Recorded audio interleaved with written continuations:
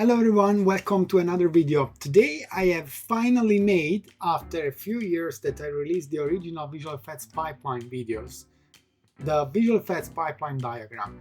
And instead of just putting it online and sending it the link to you through the other videos that I had posted, I wanted to go through it a little bit together and just do a quick recap of it, maybe highlighting a couple of differences between, for example, virtual production and visual effects work and animation work, just to give you a quick update and a refresh of how this pipeline work and how complex it really is. Okay, so this is not going to be a very long video, but I really want to go through every step together and try to be clear on how things work.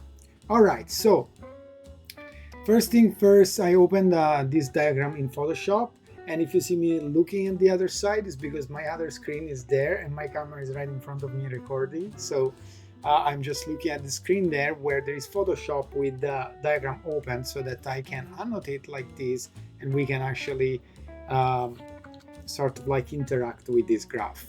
All right, first thing first, you can see that I have a layout department here. Now the layout department is very, very important. So the layout department takes all the things that need to be in the scene and put them into a package so that when you open the scene, you have everything you need, independently from which department you are in, right? So if you are in lighting, you need to have a scene that has all the elements from all the other departments. If you are in animation, you need to have the rigs and all the other things. And although the way a scene is assembled depends a lot on the pipeline and the tools that the pipeline has, it's pretty standard to have a layout department that deals with assembling the scene and making a prototype that then gets updated as the elements are completed. In the layout department here, you have the match move that goes into it, and the match move requires a plate. Now, if you're not familiar with this terminology, a plate is essentially the footage, but is more referred to a visual effects shot where the plate will be manipulated and basically enhanced with 3D or fake elements essentially. So this is what is called plate. So you can shoot the footage when you have actors and everything else. The plate is more referred to something that will need to be specifically used for visual effects work. But a lot of times the two things are basically the same thing. So this includes also green screen or blue screen and everything like that. Now the plate is what match move department uses to basically track elements in premise, which means in particular, like first of all, the camera of the shot. So the visual effect work is most of the time that of enhancing a plate, as we said. And this requires that the camera that we are going to use in our 3D software matches exactly the camera that was used on the set in terms of speed, perspective, position, lens, and everything else. So that's what match move does. Outside of that, the match move also tracks objects. So if, for example, we have to add something on a real character, the real character will need to be tracked so that then we can add some elements in 3D or even 2D onto it by using a representation, a virtual representation of that objects in 3D. So essentially we have a 3D model that represents and matches the movements of the real actor in 3D onto which we're going to add things on. So once that's done, match move gives the camera or eventually the other elements that are needed to the layout department, and the layout department injects that camera. The camera is one of the most important things obviously of the pipeline because every element that we work on, it's going to be seen through that camera. So we want to make sure that that's basically shared across all the departments. Now, as you can see in this diagram here, I don't have arrows. And this is for a specific reason, which is that a lot of these connections here go back and forth multiple times across the development of a shot. So I don't think that it's necessarily correct to have arrows as to say this department goes in there and that's it. And I thought that having this sort of like dots just connecting the two elements makes more sense, because as I say, this is not a one-way stream, it's always a two-way stream, and there are so many updates in the work of a shot that things go back and forth all the time. All right, so once we have a layout with all the proxy elements that we need and the camera in there, now we have a few different steps, right? So the first thing that we can think about is the animation. So once we have the character, for example, in the shot, we need to basically animate it so that the shot action is basically created. And before animating the characters or the elements that require animation, can be also a car, can be anything really, then these elements need to go through the asset department. So the asset department, it's very much independent from the shot work, in that an asset is developed and could be potentially used, if done properly, in any shot and even in any movie, assuming that you have the rights to share assets across movies, which usually is not the case. So the asset department, which I highlighted here with a different background, is not necessarily there all the time in every pipeline. Sometimes these are just different departments like modeling, texturing, look dev and rigging. Some other times there is a specific asset department with asset supervisors that deal with that stuff. So don't take these exactly like it is written here. It's more the concept of it that is important. In the asset department, we deal with modeling the asset, obviously, so creating the 3D shape or the 3D form of the object. Then we have to texture it, which means creating the UVs or creating a bidimensional representation of the 3D model so that we can paint over it and create all the look of the materials. The look dev itself, which is basically creating materials that represent the realistic behavior when interaction with lighting happens. And then you have the rigging, which you can see here does not go in a pipe with the texturing and the look dev, but goes sort of in parallel. And that's because the model affects the rigging, but the texturing and the look dev not necessarily. The texture can affect the rigging as if the UV, as in that UVs can change, and depending on the pipeline, this can affect the rigging or not. But in other pipelines, these things are separated so that you don't have that problem. And the rigging is essentially creating the bones and all the controls that the animator used to create the animation. So the rigging is definitely going into the animation department, and the animation department finds all the limitations of those rigs, and so it sends it back. So again, it's a two-way stream here, it's never one way. Not even in the most advanced pipeline and not even with the most experienced people. This is always a work in progress and is a huge teamwork.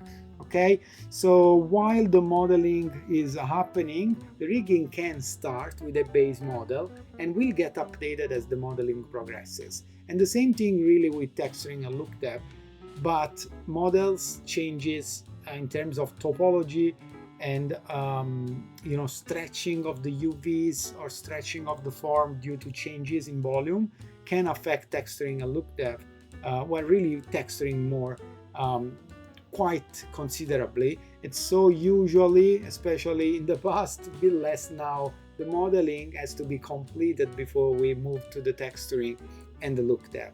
Look dev creates the material using the texturing work and make the material realistic or working according to the needs. Sometimes if you have a stylized show, you don't need them to necessarily be super realistic, but you have to define what kind of interaction with the lighting has to happen.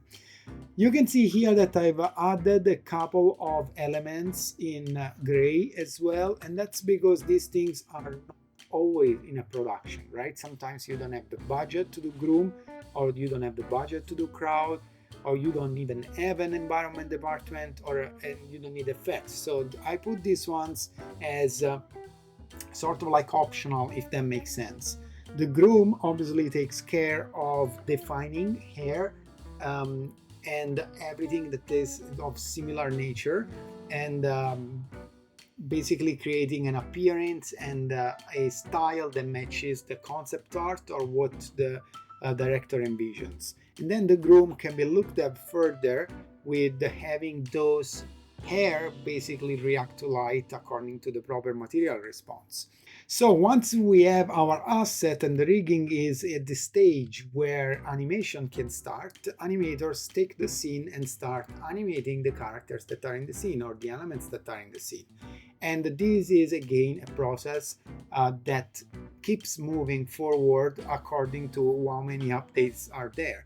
Animators always break rigs from rigging, so there is a constant basically going back and forth there as well until the rigs are good enough and work for the majority of the situations, and then we move on to just having animation.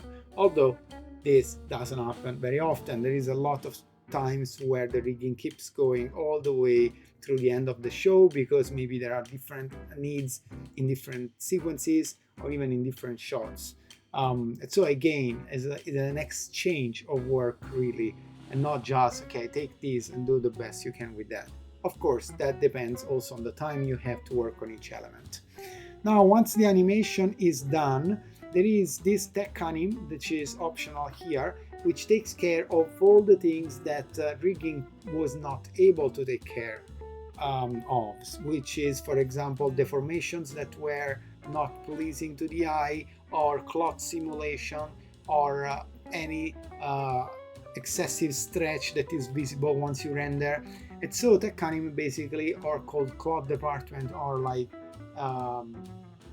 character fix, there are different names in every different company, takes all that animation and fixes that. So there is a specific rigging that they use to do that, starting from the original rig, or they have their own tools to basically adjust the form and the polygons of the characters or the objects involved to make them look better. And now this is more of a manual work that needs to be done instead of something that is structured in terms of having solutions that work across many different shots.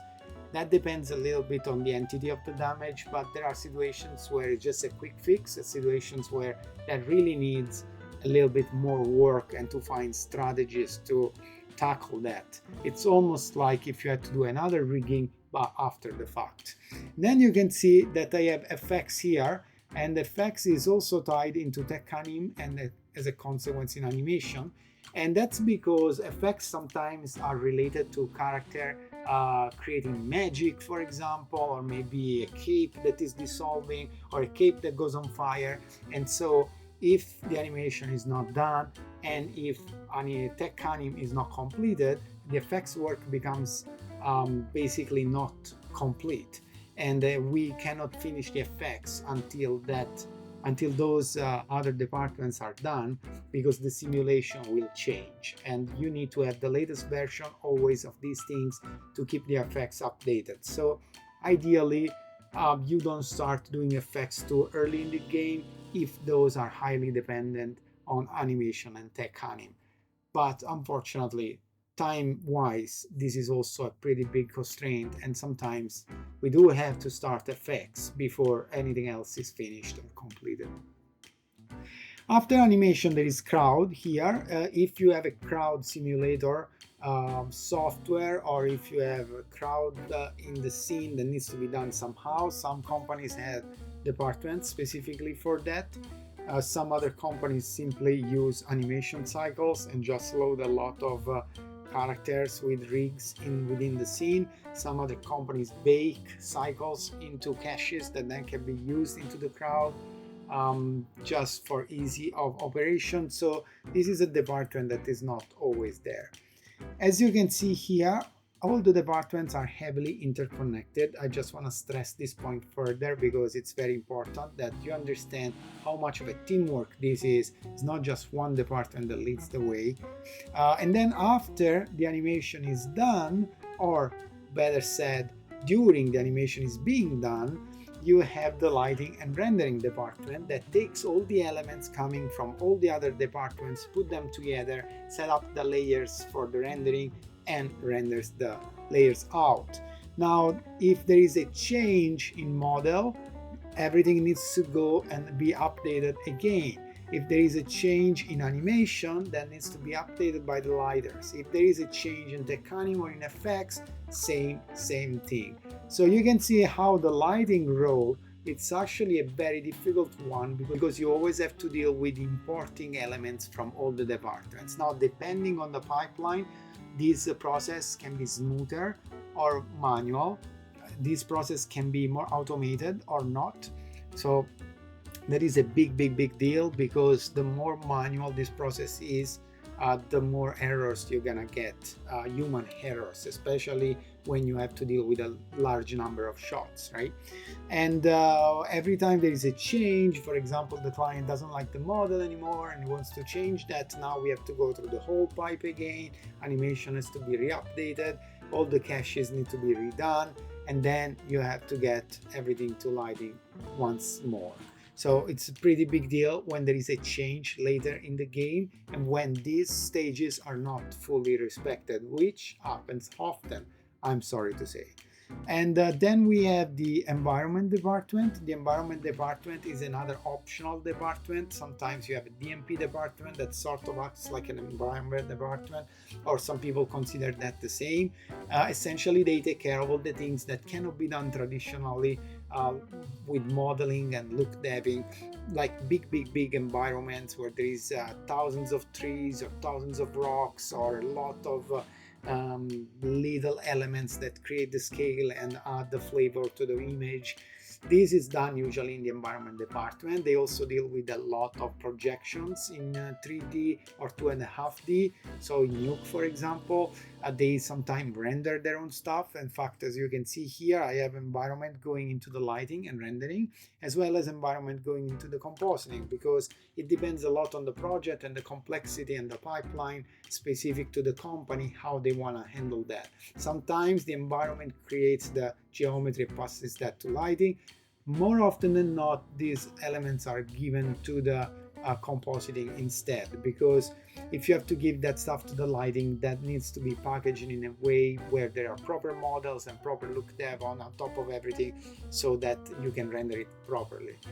And one other thing here is the effects department. That again is an option, because sometimes you don't have the budget to create effects. Effects is a very tough discipline in the visual effects chain, and it is very time consuming to actually create simulations, even for things that we think we know, like dust, for example, fire, things of that nature.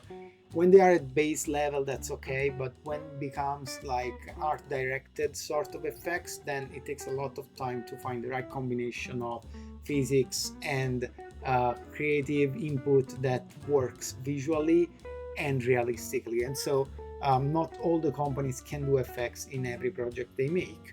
But as for the environment, the effects can go into the lighting or can go into the compositing, depending on if the company prefers, or the project prefers, or the supervisor prefers to render the effects with the effects, with whatever effects software is used. For example, Houdini is super popular, probably the most used software in effects, or sending those caches into the lighting and rendering so that they render it. My favorite approach is always to render effects into lighting, because you want to match shadows, you want to match light directions, and there are so many lighting iterations and nodes and changes every single day that it becomes very apparent if the effects don't match that. And so that said, there are cases where this is not too obvious, like if there is more simple effects or like very light, very transparent effects, but in general it's preferred, at least that's my opinion, to have the effects rendered within the lighting in the proper way to calculate the proper occlusion and shadows and materials and have everything coherent. So that gives you a quick overlook of the pipeline here. I'm gonna put the link for downloading this onto this video and onto the past videos. And if you have questions, please feel free to ask in the comments. I'm happy to reply to those. These are things that, you know, are not so talked about because it's more like how the industry works, but it's very interesting, and actually creating a very strong pipeline, especially for these high budget projects that are very complex. It's a very difficult thing. There are a lot of moving parts, and every single one of these elements has to have a version control, because you have to be sure to be able to go back and forth across versions in case something in the latest version breaks, for example, or in case the supervisor, the art director, the director says that he preferred the previous version, and so now we have to go back to that, right? So the pipeline cannot be too strict as to have a margin of flexibility that allows for creative control, but also has to be strict enough to avoid human error when, for example, updating versions or loading the right elements and whatnot. So it is a very challenging operation that needs to be taken seriously. And finally, here you have the compositing, which obviously takes all the lighting rendering layers and our environment rendering layers and our effects rendering layers, adds that to the plate that can be the same or different from what was used for the match move, and then basically adds all the final touches and makes sure that the 3D elements, the render elements, are all integrated perfectly into that plate. Compositing always finishes last in any project, because obviously they take all the material from the other department to the end of the project, and if any of the other departments is late, they will be late as a consequence. So it's a pretty involved step in the pipeline in terms of how many hours you work, but ultimately it's what creates the final image. So it's very cool ultimately to work as a compositor artist on these big projects and basically final the shots.